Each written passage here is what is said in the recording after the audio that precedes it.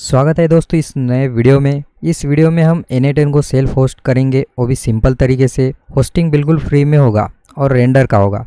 और आपने ज़्यादातर यूट्यूब पे वीडियोस देखे होंगे, वो ज़्यादातर पेड होस्टिंग के हैं और कुछ फ्री के होस्टिंग के भी है। पर उसमें प्रॉब्लम है, जैसे ही फ्री होस्टिंग डाउन हो जाती है आफ्टर इनएक्टिविटी, तो फिर से हम ओपन करते हैं तो हमारा जो सारा वर्कफ्लो एंड क्रेडेंशियल डेटा है वो डिलीट हो जाता है, वो सेव ही नहीं रहता। और दूसरी प्रॉब्लम है कि हम वेबबुक्स एंड एपीआईज यूज़ करते हैं अदर सर्विसेज के साथ, तो क्या होता है वो हमारे डोमेन से लिंक नहीं होता है, तो ये प्रॉब्लम आ जाता है और हम एक्सेस नहीं कर पाते।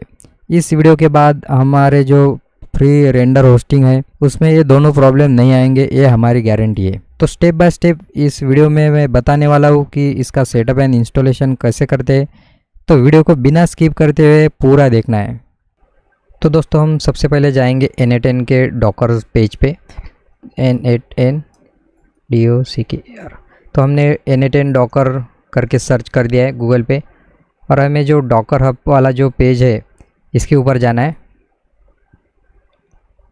और इसके ऊपर जाते ही हमें यहाँ पे डॉकर की कुछ इंस्ट्रक्शंस है, पर हमें सिर्फ इसका जो नेम है ये कॉपी कर लेना है। ये नेम जैसे हम कॉपी करेंगे, हमें अब render.com पे जाना है।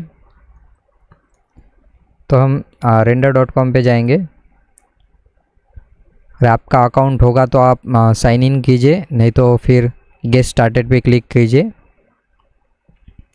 जैसे आप करेंगे यहाँ पे हम गूगल से साइन अप करेंगे। तो गूगल से साइन अप करने के बाद हमारा अकाउंट रेडी हो जाएगा और ये ओपन हो जाएगा। तो उसके बाद हमें यहाँ पे बहुत सारे सर्विसेज बताए गए हैं, जैसे static site, web services, private services. तो हमें तो इसमें से वेब सर्विसेज जो है ये चूज़ करनी है, और यहाँ पे न्यू वेब सर्विस लिखा है, तो मैं इस पर क्लिक कर देता हूँ। तो जैसे हम यहाँ पे क्लिक कर दे, यहाँ पे 3 ऑप्शन दिए गए हैं। यहाँ पे हम रिपोजिटरी वगैरह दे सकते हैं, पर हमें एग्जिस्टिंग इमेज ही चूज़ करना है। और यहाँ पे हम देख सकते हैं कि हम डॉकर की रजिस्ट्री यहाँ पे दे सकते हैं। तो हमें जो नेम जो दिया था हम यहाँ पे पेस्ट करेंगे, जो हमने कॉपी किया था। तो जैसे कॉपी करेंगे यहाँ पे राइट क्लिक आ जाएगा ये वेरीफाई होने के बाद। फिर उसके बाद कनेक्ट बटन दबाएंगे। जैसे हम कनेक्ट बटन दबाएंगे, यहाँ पे नेम में N8N लिख के आ जाएगा। आप यहाँ पे नेम चेंज कर सकते हैं, पर मैं डिफ़ॉल्ट यही रहने दूंगा। और यहाँ पे आप देख सकते हैं सर्वर्स में तो फ्री सर्वर है यहाँ पे हॉबी वाला, तो हमें ये चूज़ करना है 512 MB की रैम वाला। आप देख सकते हैं फ्री सर्वर में क्या होता है, इंस्टेंस स्पिन डाउन हो जाता है आफ्टर इनएक्टिविटी थोड़े पीरियड बाद। तो कैसा है, फ्री सर्वर को हम लर्निंग के लिए ही यूज़ करेंगे। और जब हमें लगे कि नहीं वाह कि हमें सर्वर को प्रोडक्शन में लाना है, तो हम यहाँ से प्लान चेंज कर सकते हैं $7 या उससे भी बड़े वाले प्लान से। तो हम अपने यूज़ केसेस के साथ यूज़ कर सकते हैं। तो अभी हम लर्निंग के लिए हम फ्री यूज़ करेंगे। तो उसके बाद जाना है हमें डिप्लॉय वेब सर्वर पे क्लिक कर देना है। तो जैसे हम डिप्लॉय वेब सर्वर पे क्लिक कर दें, हमारा डिप्लॉयमेंट चालू हो जाएगा। तो आप देख सकते हैं हमारा डिप्लॉयमेंट चालू हो चुका है, और हमें यहाँ पे एक डोमेन नेम भी मिल जाता है फ्री वाला, तो हम इससे एक्सेस कर सकते हैं। पर एक्सेस करने के लिए डिप्लॉयमेंट प्रोसेस पूरी तरह कंप्लीट होनी होगी, तभी हम एक्सेस कर पाएंगे। तो हम यहाँ पे थोड़ा सा वेट करते हैं। तो आप देख सकते हैं कि हमारा सर्वर अब लाइव हो चुका है। तो हम जैसे अब यहाँ पे क्लिक करेंगे हमारे डोमेन पे, तो हमारा जो N8N का सर्वर है वो चालू हो चुका है। तो आप देख सकते हैं यहाँ पे लोड हो रहा है, कभी कभी ये टाइम लेता है लोड के लिए। तो यहाँ पे कैन नॉट गेट लिख के आता है, तो आपको वेट करना होगा। तो ये हमारा यहाँ पे चालू हो चुका है। अब हमें यहाँ पे ईमेल आईडी देना है, उसके बाद नेम, लास्ट नेम और पासवर्ड, फिर नेक्स्ट कर देना है। तो यहाँ पे हमारा ऑनबोर्डिंग का विंडो ओपन हो जाएगा। यहाँ पे आप अपने हिसाब से कुछ भी फिल कर सकते हैं, ये कोई मैंडेटरी नहीं है। तो मैं यहाँ पे फटाफट सबमिट कर देता हूँ ये, और गेट स्टार्टेड पे क्लिक कर देता हूँ। और ये लाइसेंस की के लिए बता रहा है, तो आप सेंड करके लाइसेंस की मिल सकती है हमें, हमारी ईमेल पे लाइसेंस की आ जाएंगी। तो दोस्तों मैंने अपना जीमेल आईडी ओपन कर दिया है, जीमेल, और इसके अंदर आपको एक N8N से जो मेल है वो आ चुका होगा। तो यहाँ पे हमारा जो की मिलती है ये हमें कॉपी कर लेना है। जैसे हम कॉपी करेंगे और N8N के सेटिंग में जाएंगे, तो हमें सेटिंग पे बटन के क्लिक करना होगा। तो हम सेटिंग के बटन पे क्लिक करने पर यहाँ पे एक्टिवेशन की दिखाई देगा, तो अब यहाँ पे क्लिक करना है। जैसे एक्टिवेशन की क्लिक करते हैं, यहाँ पे हमें वो एक्टिवेशन की जो है पेस्ट करनी है और इसको एक्टिवेट कर देना है। जैसे हम एक्टिवेट करेंगे हमारा लाइसेंस एक्टिवेट हो जाएगा, तो उसके बाद हम इसके यूज़ कर सकते हैं। पर हम जैसे इसको शट डाउन कर देंगे, मतलब या बंद कर देंगे, तो इसके बाद हमारा तो डेटा लॉस ही होने वाला है। तो इसके लिए हमें पोस्टग्रेस का एक डेटाबेस चाहिए। तो दोस्तों अब N8N का हमें डेटाबेस सेट करना है और इसके एनवायरनमेंट वेरिएबल भी अपडेट करना है। तो उसके लिए हम देख सकते हैं N8N के जो डॉकर हब पे जो इमेज है उसका जो ये यहाँ पे इंस्ट्रक्शन दिया गया है पोस्टग्रेस SQL का। तो इसमें सिर्फ डेटाबेस के ही एनवायरनमेंट वेरिएबल है, पर मैंने सभी एनवायरनमेंट वेरिएबल निकाले हुए हैं, ये आप देख सकते हैं, और इसको मैं डिस्क्रिप्शन में दे दूंगा, आप कॉपी कर सकते हैं। तो अब एक एक करके फिल करना होगा सब कुछ। तो अब देखते हैं कि हम डेटाबेस जो यूज़ करने वाले फ्री वाला जो सुपाबेस का यूज़ करेंगे। तो हम गूगल पे सुपाबेस लिखेंगे,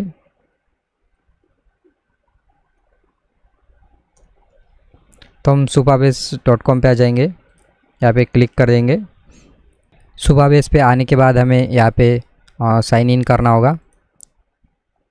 तो अब जैसे साइन इन करेंगे, यहाँ पे अकाउंट नहीं होगा तो हमें अकाउंट बनाना पड़ेगा। तो कंटिन्यू विद गिटहब करना पड़ेगा। गिटहब का अकाउंट नहीं तो गिटहब का अकाउंट पहले बना लीजिए। इसके बाद हमें कंटिन्यू विद गिटहब करना है। उसके बाद यहाँ पे ईमेल आईडी देनी है और पासवर्ड देना है और साइन अप कर देना है।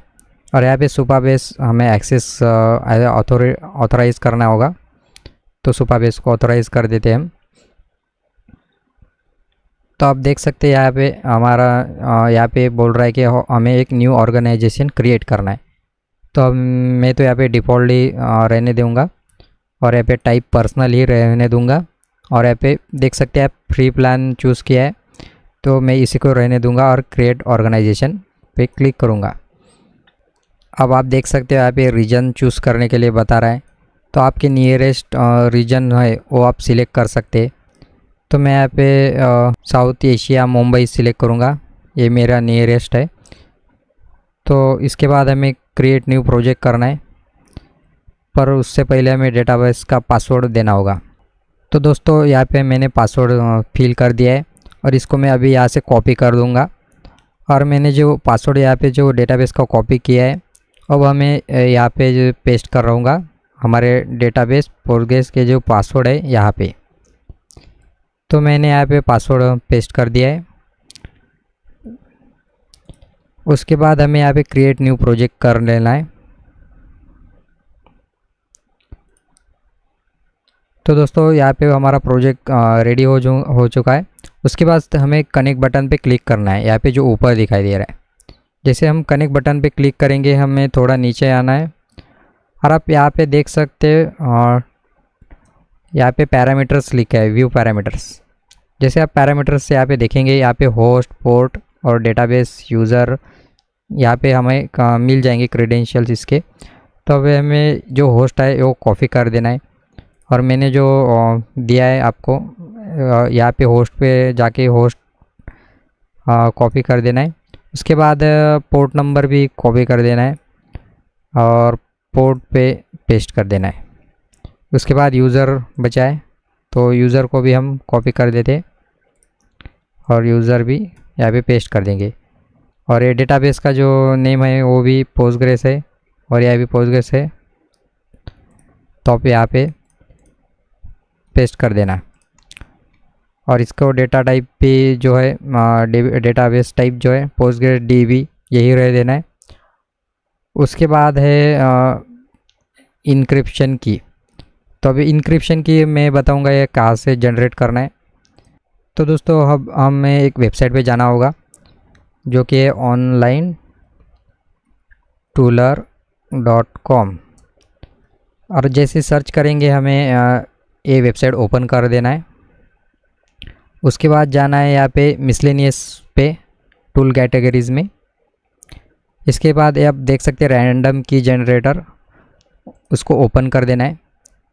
अब नीचे आ जाना है और इंक्रिप्शन की 256 पे है ये वाला जो जनरेट बटन है, यहाँ पे क्लिक कर देना है। जैसे आप क्लिक करेंगे 1-2 बार क्लिक कर सकते और ये रैंडम की जनरेट हो जाएगी। और इसको हम कॉपी करेंगे। हम जैसे कॉपी करेंगे इसको हमारे जो एनवायरनमेंट वेरिएबल को है यहाँ पे सेट कर देंगे। तो मैंने यहाँ पे पेस्ट कर दिया है। उसके बाद ये जेनेरिक टाइम जोन है एशिया कोलकाता, ये मेरे हिसाब से जो मैं इंडिया में रहता हूँ तो इसका यही डाला है। आप अदर कंट्रीज़ में तो ये यहाँ पे चेंज कर सकते हैं, गूगल पे मिल जाएगा। उसके बाद है वेब हुक URL। तो यहाँ पे जो URL है हमें देना पड़ेगा हमारे जो सर्वर का जो URL है। तो हम यहाँ से कॉपी करेंगे, ये जो URL है ये कॉपी कर देना है और इसको भी हमें पेस्ट करना है यहाँ पे वेब हुक URL में। उसके बाद एडिटर बेस URL भी है, यहाँ पे भी हमें यही कर देना है। इसके बाद प्रोटोकॉल में भी कोई चेंज मत करो और पोर्ट में भी यही सेम रखने हैं। और अब यहाँ पे जो होस्ट बचा है इसमें अभी सिर्फ डोमेन नेम कॉपी कर देना है और इसको पेस्ट कर देना है। तो आपने जो https:// है ये नहीं देना है, यहाँ पे सिर्फ डोमेन नेम देना है। तो इसको मैं अभी सेव कर देता हूँ। अब हमें ओपन करना होगा रेंडर का जो सेटिंग्स है, डैशबोर्ड है, इसके अंदर हमें जाना पड़ेगा एनवायरनमेंट पे। साइड में जो एनवायरनमेंट दिखा दे रहा है हमें यहाँ पे क्लिक कर देना है। जैसे आप यहाँ पे क्लिक करेंगे हमें एनवायरनमेंट वेरिएबल का यहाँ पे ऐड बटन दिखाई देगा और इसके साइड में छोटा सा बटन है, इसको क्लिक कर देंगे तो यहाँ पे from.env दिखा दे रहा है। तो यहाँ पे क्लिक करना है। जो हमने जो एनवायरनमेंट वेरिएबल तैयार किए ये जो, इसको मैं कॉपी करूँगा। अब जैसे हम कॉपी करेंगे इसके बाद यहाँ पे हमें पेस्ट कर देना है। जैसे हम यहाँ पे पेस्ट करेंगे यहाँ पे ऐड वेरिएबल्स करके बटन है, यहाँ पे क्लिक कर देना है। तो ऑटोमेटिकली पूरे के पूरे वेरिएबल्स यहाँ पे ऐड हो जाएंगे। उसके बाद सिंपली कुछ नहीं, सिर्फ सेव एंड डिप्लॉय करना है। तो आप देख सकते हैं updated environment variables for this service. तो अब ये हमारी जो सर्विस है यहाँ पे हमारे एनवायरनमेंट वेरिएबल अपडेट हो चुका है। अब हम इवेंट्स में जाके देखेंगे तो यहाँ पे फिर से एक डिप्लॉयमेंट चालू हो चुका है। तो आप देख सकते हैं अब जो हमारी जो प्रॉब्लम थी कि हमारे जो डेटाबेस में जो स्टोर हो रहा था वो डिलीट हो जा रहा था, तो अब नहीं होगा क्योंकि ये डेटाबेस जो हमने सुपाबेस का यूज़ किया है वहाँ पे स्टोर होगा। जो हमने वर्क फ्लो बनाए होंगे या क्रेडेंशियल ऐड किए होंगे वो सब कुछ अब डिलीट नहीं होगा।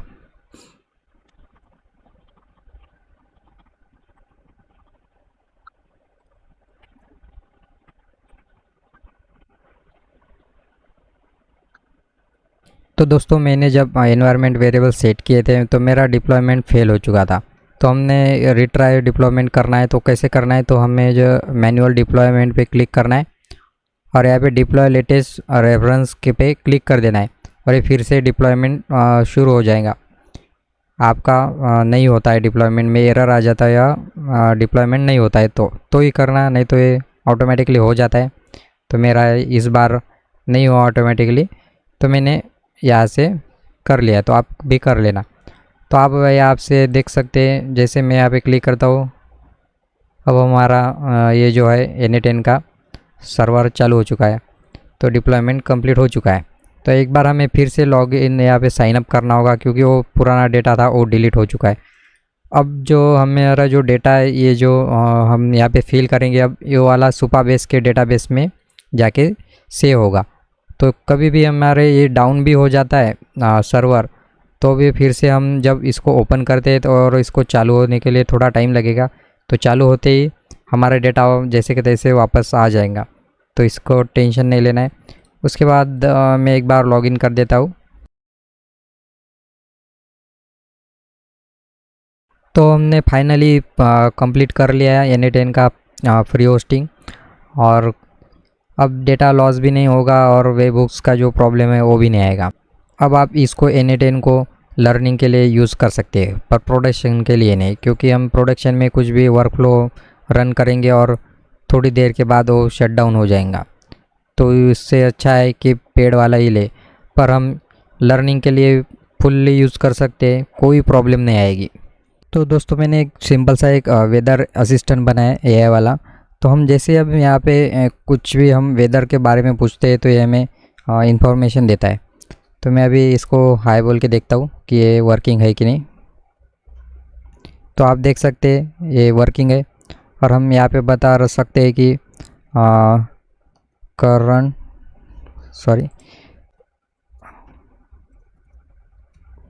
तो मैंने यहाँ पे लिख दिया करंट वेदर इन मुंबई। जैसे हम एंटर करेंगे हमें इंफॉर्मेशन मिल जाएंगी। तो आप देख सकते हैं मुंबई का वेदर रिपोर्ट हमें दिखा दे रहा है, 30 डिग्री सेल्सियस है और क्लाउडी वेदर है यहाँ पे बताया। और इसके बैकएंड में सिर्फ और सिर्फ N8N का एजेंट ही रन कर रहा है और कुछ नहीं, और बहुत सिंपल सा वर्क फ्लो है। तो हम इस चैनल पे AI एजेंट बनाना सीखेंगे और कस्टम फ्रंट एंड और भी कुछ नया टेक्नोलॉजी सीखेंगे। तो चैनल को सब्सक्राइब करना मत भूलना, और मैं मिलता हूँ एक नए वीडियो में।